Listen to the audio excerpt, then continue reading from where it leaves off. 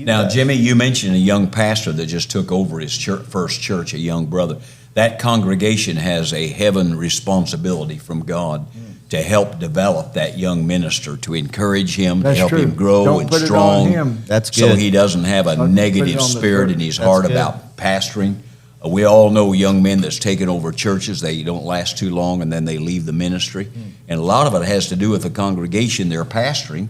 They're not getting the encouragement and the support and the prayers that they really need. That's a good point. And that That's church good. has a real God heaven-sent obligation when they call a young pastor that they need to invest in that man, and maybe 50, 60 years of ministry, if the Lord tarries his coming, can all be realized and developed because of his very, very first pastorate. Yeah, and don't what a expect too much responsibility out of that him. is. Yeah. And they shouldn't expect too much out of him. That's And right. They should expect anointing out of him, Yeah. his willingness to do what God's called him to do, but not beyond that.